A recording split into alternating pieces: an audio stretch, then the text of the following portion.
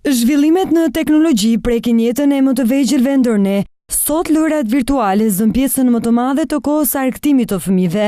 Nervozizmi, shpërqendrimi, shtrembërimi i syve, ankthi janë disa nga pasojat që shkakton qëndrimin mbi një orë i fëmijëve para kompjuterit. Specialistët këshillojnë prindrit që të mos i mbyllin fëmijët në dhomat e tyre të rehatshme, por të nxisin tek ta krijimtarin. Për Channel One, okulistja Suzana Gjuka pohon se problem në rritje mbetet zhvillimi i syrit dembel, dëmtimi i shikimit dhe devijimi të syrit. Grupmoshat më të rrezikuara për të prekur nga strabizmi janë fëmijët nga 4 deri në 10 vjeç. Nuk mundet që të përdori të ri përpara kompjuterit me orë të zgjatura një fëmijë tek i cili nuk është zhvilluar akoma organi i parit dhe jo të ri në një dhomë të mbyllur përpara ekranit të kompjuterit që ka një rizatim të dëmshëm për syrin, pasi syt të konvergojnë në pjesën e brendshme, futen nga brenda dhe fillon strabizmi ose vëngëria ose shtrembërimi në gjuhën e popullit. Këto fëmijë nuk janë të aftë për të bërë shkollën dhe studimet dhe nesër në jetë për të marrë një profesion që do një shikim të pastër dhe një shikim 100%. Një tjetër problem mbetet gjykimi në zonat i jashtë Tiranës,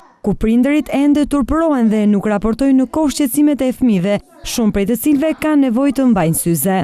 Ekziston dhe koncepti dhe mentaliteti që ka në përrethe që është turp i vendosësh syze dhe është më shumë tek prindrit se sa tek fëmijët. Dhe unë duhet punoj më shumë me prindrit, me maman, që fillon traumatizohet, tronditet në momentin që ti i thua që do vendos syze, jo thot në asnjë mënyrë nuk i vendos syze se do shkojnë në shkollë, do ta shajnë, në lagje do ta shajnë. Qëndrimi i pakontrolluar i fëmijës para kompjuterit shkakton edhe çrregullime psikologjike.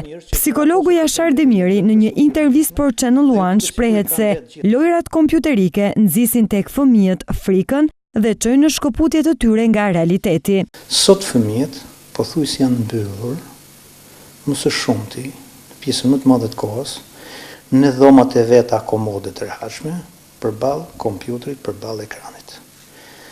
Ky është një dëm i madh ku ato i letë pa zhvilluar. Krijon një lloj autizmi, jo autizëm patologjik, por një lloj shkëputje nga jeta, nga natyra, nga realiteti, nga lojrat dhe i bën ato dembel edhe të pa zhvilluar nga truri. Fëmia, duke parë internet, kompjuter, zhvillon dhe frikra. Ka njerëz që të merakosur për shëndetin, lexojnë për smundje të ndryshme dhe ju duket sikur i kanë vetë gjithë ato. Kur vin tek ne, s'ka asnjë smundje, e i duket sikur i ka gjitha. Profesor Jashari nuk kritikon vetëm prindërit, por edhe psikologët në shkolla për neglizhencë në kujdesin për të folur me fëmijët. Në shkolla bëjnë pak për këto gjëra. Bëjnë mbledhje prindërish dhe nuk del për shembull psikologja e shkollës që t'i sqarojë prindërit. Ora ti thoje, ora është drog, kompjuteri, ekrani për fëmijët, është epidemi.